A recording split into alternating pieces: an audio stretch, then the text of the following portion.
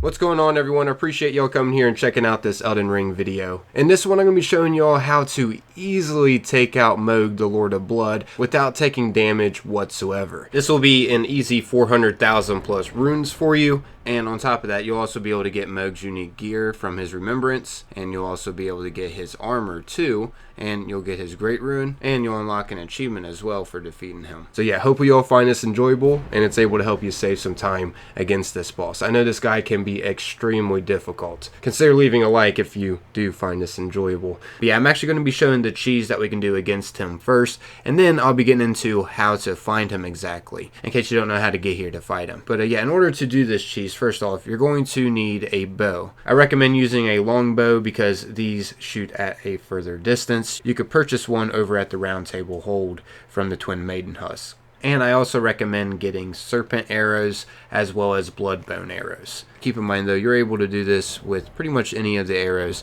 that have status effects. The actual arrow itself doesn't do any damage to Mohg. However, the status effects such as like bleed or poison does do damage to him. So yeah, that's the trick here. Honestly, serpent arrows can work just fine. You don't have to technically get bloodbone arrows because I know they can be kind of a pest to acquire a lot. And keep in mind to get the fletched bloodbone arrows if you are going to go for them as well. Don't craft the regulars. But you don't really need multiple status effect arrows. It just helps speed up the process of defeating the boss. All you really need is a bunch of serpent arrows. And to get them, all you have to do is head to this merchant at the Isolated Shack in Caelid. And from him you'll be able to purchase an infinite amount of serpent arrows. And purchasing a lot of these should be no problem if you made it to Mohgwyn, because you're able to do the rune farm there to get a lot of runes fast. If you don't know how to get there and do the rune farm, I'll have a link in the description to a video guide step by step over how to get to Mohgwyn and do the rune farm as well.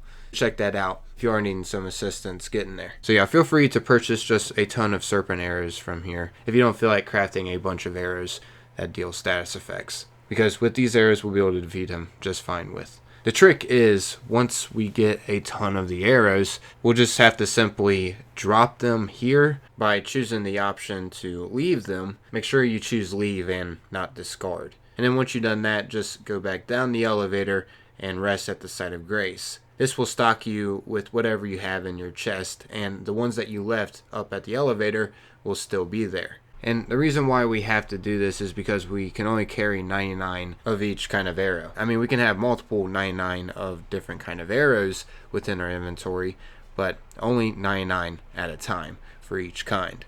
The rest go in our chest. And every time we go and rest at the site of grace, we restock our inventory of what's inside the chest. So we can only carry 99 serpent arrows at a time. The rest go in the chest. And this is just a way so we can have all of them available to us while doing this cheese. Because if we try to go and rest at the site of grace after dealing damage to the boss here, his health will just refresh. So that's the reason why it's best to do this before doing the cheese. Now this may not even be necessary for you.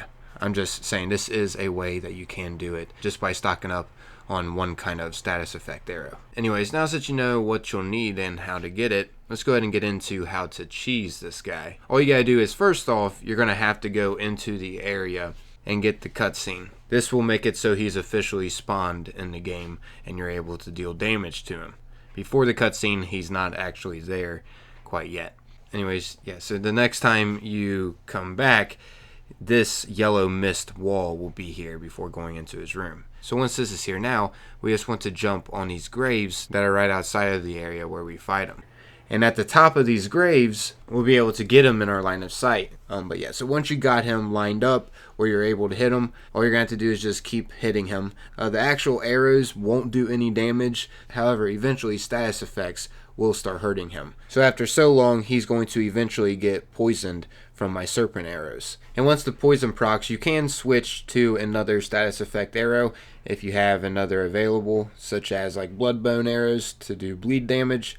But eventually, once the poison stops, you'll be able to use the serpent arrows again on him until the poison starts draining him again. And then you'll just rinse and repeat that over and over. And if you do run out of arrows, as long as you did that trick that I mentioned before by dropping them right before this fight. You can just drop down from the graves and pick some more up, and then just head back up and continue doing some damage. Heck, you could probably even drop them on the graves if you wanted easy access to them, so you don't have to drop down and make your way back up here like I did for this preview. But yeah, it's literally that simple. You just do this until you take them out. So yeah, this is a super easy way to defeat them without taking any damage whatsoever. Like, as long as you're able to wield a bow, you're going to be able to beat this guy. This is awesome, and I have a feeling it's going to be patched sooner or later from the developers, I'm assuming anyways, so feel free to use this while you're still able to. I'm sure the developers will figure out a way where this won't be possible in the future. Anyways, here's what happens and what we get after defeating this boss. I decided to enter into his area as he's dying.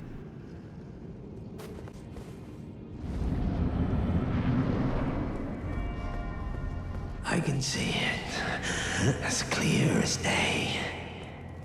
The coming of our dynasty. Mohgwyn. So yeah, after taking him out, those will be his final words before he dies. And we'll also get a whopping 420,000 runes for taking him out. And we'll get his Great Rune, his Remembrance, and an achievement for defeating him. And if we go to Enya at the Round Table, which she's located right over here in this room, we can also get his Robe too. Just choose Receive Equipment of Champions. And the stats on this look nice. But yeah, we can also get some cool stuff from his Remembrance too. As you can see, we can get Mohgwyn's Sacred Spear. This comes with a unique skill called Bloodboon Ritual, and it's going to require 24 Strength, 14 Dexterity, and 27 Arcane to use. And overall, as you can see, it's a solid weapon. And we can also get the Bloodboon Incantation. And as you can see, the description for this reads, scatters blood flame before caster to set area of flame, which is what he uses against us during the battle. This is going to require 14 Faith and 17 Arcane to use. Also, if you're needing a little help getting your arrows to reach them, there is a talisman that you can find that will increase the distance that your arrows can go. I'm going to be starting from the Stormhill Shack here and showing you where this talisman is located at. It's actually really easy to get, so I figured I'd throw this in the video because it may be beneficial for you. But yeah, from the Stormhill Shack side of Grace here, you just have to head down this way. You'll start to see some towers off in the distance, as you can see. Also these weird centipede creatures too.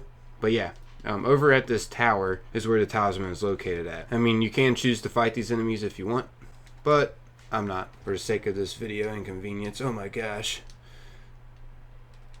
they just hit me. But yeah, as you can see, you can find the arrows reach talisman. And let me go ahead and run away from these guys real quick and show you what this does. It increases the bow effective range. So it may be beneficial for you when doing this cheese, or another cheese in the future or something that you may be using the bow with. Alright, so now lastly I'm going to be showing you how to get to this boss fight, just in case you don't know. But yeah, anyways, how you get to the boss, first off, you're going to have to get to Mohgwyn. And in order to get to this place, one of the ways is by going through White Faced Varre's questline until he gives you this item here called the Pure Blood Knight's Medal. You can use this to teleport to Mohgwyn. And in case you don't know how to start and get through White Faced Varre's questline, I'll have a link in the description to that video. Feel free to check it out. I also go over the best rune farm as well in that video. But yeah, anyways, once you arrive here, to find the boss, we're going to be having to make our way up to the top of this place. As you can see, there are ruins up there, and that's actually where we fight the boss at. And how we get up there is by taking this way, up these stairs, and then past this side of Grace right here, we're going to be heading up some more stairs. We're also going to be coming across a ton of enemies heading up right here, but they're pretty harmless. You can just run right past them easily. However, if you want to take them on, feel free. But for the sake of this video, to save time, I'm not going to be taking on any of the enemies. Yeah, and you can just jump right past this gooey blob thing too that's blocking the path. And yeah, right up here is where it's going to be getting dark inside these ruins. Feel free to pull out a torch or a spell or whatever you have to make some light. And yeah, just simply follow the way I take to get through here. Make sure to take a right at the fork in the road at the top of this hill here. This way will lead toward the boss. You'll just head left a little past these graves and then just keep following the stone path. As you can see, right up here is the way out. There's also a site of grace right outside of this place. conveniently, it's right by the boss fight. So be sure to get this if you haven't. And wow, that enemy chased me all the way out here. But yeah, the boss is literally right by this side of grace. You're just going to have to go up this lift that's nearby, and he'll be located at the top. But yeah, I guess that's wrapping up this video. Hope you all found this enjoyable. I'm out of here though. As always, thanks for taking the time, watching and listening. Until next time, peace.